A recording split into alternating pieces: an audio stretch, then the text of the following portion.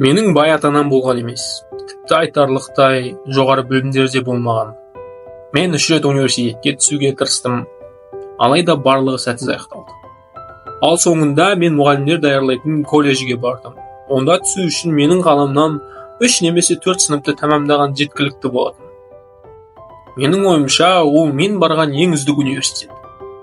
Тіпті Гарвард пен Уортоннан да жақсырақ. Мен Гарвардқа оқуға 10 рет тапсырдым. Барлығы сәтсіз аяқталды. Ондағылар, жоқ, біз сені көргіміз де келмейді. Сұмдық деп менің бетімді қайтарды. Менің ойымша, ол қарапайым өмір. Маған сол сәтте өте қиын болды. Мен күйзелісте болдым. Себебі университетте $10 жалақыға сабақ бердім. Бұл оңай болған жоқ. Бірақ менің алдымда бірдеңе күтіп тұрғанын сендім. Мен өзімді дәлелдеу үшін ерінбей еңбек ету керек едім. Бұл мен үшін ауыр сабақ болды. Мен өзімді ақылды деп санаған емеспін.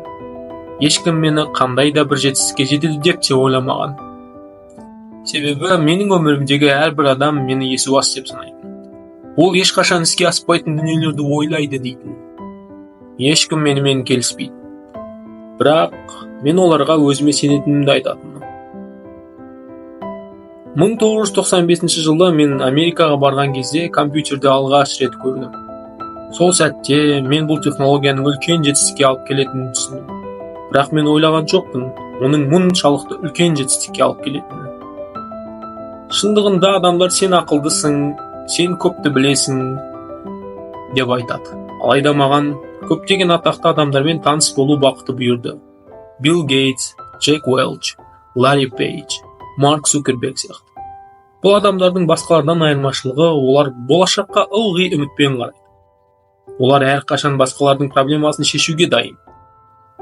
Мен мүмкіндік қайда деп ойлаймын. Мүмкіндік ол өзгелердің проблемаларында. Егер мен олардың проблемасын шешсем, мүмкіндік сонда деп ойлайды. Егер барлық адамдар бұл идеямен келсе, онда бұл тек сенің мүмкіндігің болмас еді.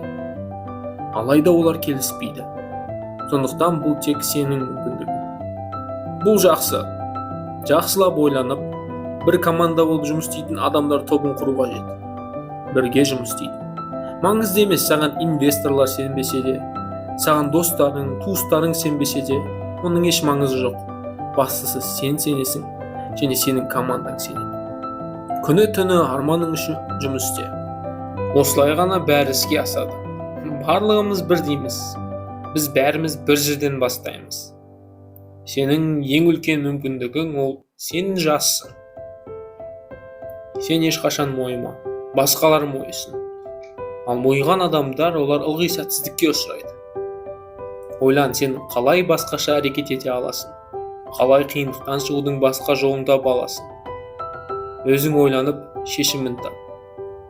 Мұнда мүмкіндік бар ма? Мұнда мен бір дүниені басқаша жасай аламын ба? Осы жайлы ойлан. Ойланып болған соң баста, әрекет ет. Мен көптеген жастарды көрдім. Кешкісін оларда керемет идеялар болады. Ал таңертең олар қайта сол баяғы жұмыстарына барады. Әрекет ет. Барлығына ертең ол жаңа күн. Сен ерінбей еңбек ету керексің. Сен біреуге жұмыс істейсің, немесе өзіңе жұмыс істейсің. Мен өзіме жұмыс істеуді таңдадым. Өзіңе жұмыс істеу ол қоғамға жұмыс істеу дегенді білдіреді.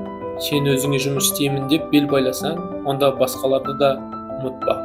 Өйткені басқалар жетістікке жетсе, бақытты болса, онда сен де жетістікке жетесің.